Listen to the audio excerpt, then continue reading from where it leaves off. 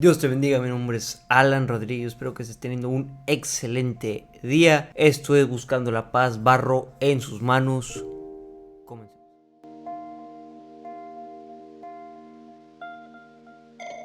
Y bueno, el día de hoy quiero basarme en Romanos capítulo 9, versículo 20 al 23, y dice de la siguiente manera, te estará apareciendo aquí en pantalla. Mas antes, hombre, ¿quién eres tú para que alterques contra Dios? Para que pelees contra Dios, ¿no?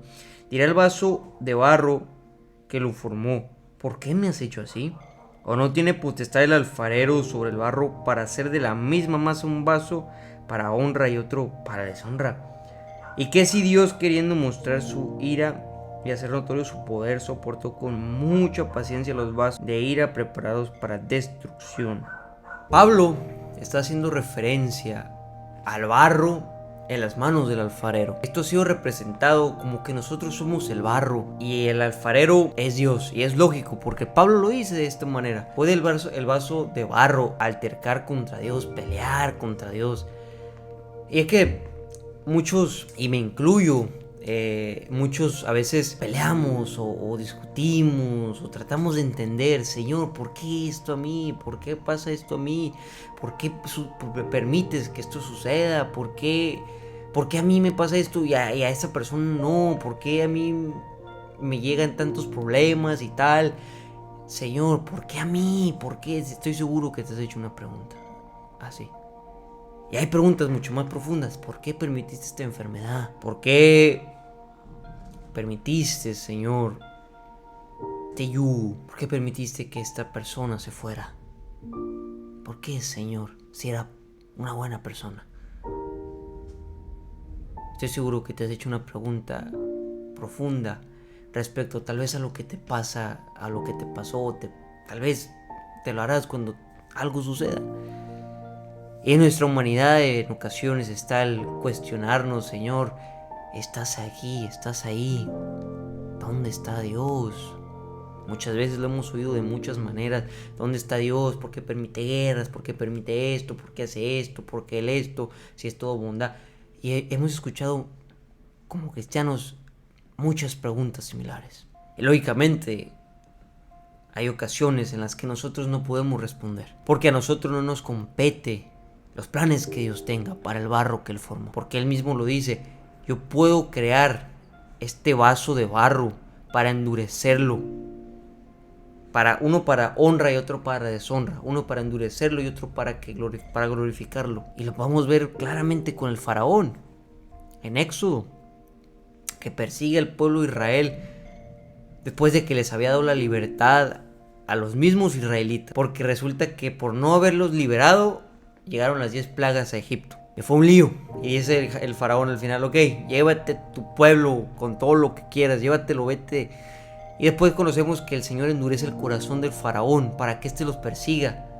Y cuando están a punto de cruzar el Mar Rojo, el pueblo de Israel cruza seco, derecho, a gusto, por el poder de Dios. Sin en cambio, cuando Egipto o el faraón viene detrás de este pueblo, y cuando ya es el pueblo cruzado el otro lado del río y empiezan a cruzar los egipcios por el mismo río, por el mismo mar, perdón, el mar se cierra y se ahogan, obviamente. Ahora bien, sabemos que Dios usó a Moisés para glorificar su nombre, porque todo es para su honra y su gloria, dice Romanos 9:21. Todo es para glorificar al Señor, todo es para que la gloria sea para Él. Y usó al faraón para glorificar su nombre también, porque detrás del pueblo de Israel venía el peligro que los acechaba. Y al final no pudieron hacer nada por ellos mismos, sino solamente por el poder de Dios. Y esto es lo que sucede.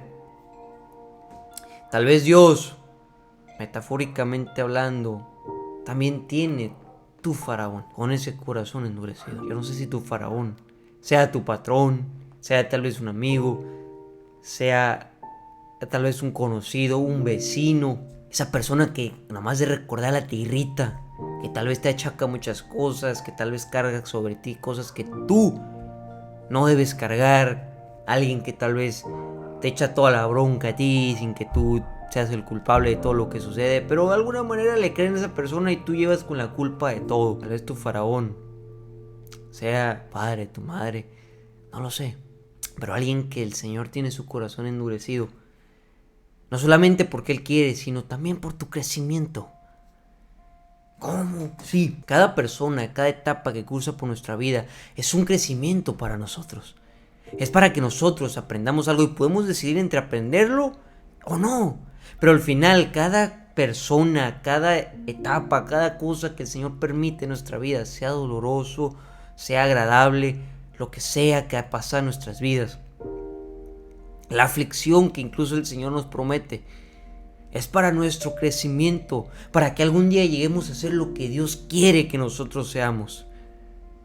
Aún cuando nosotros creemos que merecemos lo mejor, irónicamente, aunque ciertamente no merecemos eso, pero aún cuando nosotros en nuestro poco entendimiento creemos que merecemos mucho mejor, mucho más, mucho mejor las cosas de las que hoy tenemos, llegan cosas que destruyen por completo nuestros planes, llegan cosas y personas que no esperábamos. Algo arruina nuestros planes y decimos, ¿por qué, Señor? ¿Por qué permites esto?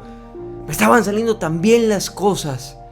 O tal vez nos enojamos con nosotros mismos y decimos, ¿por qué? ¿Por qué sucede esto si yo iba bien? ¿Por qué?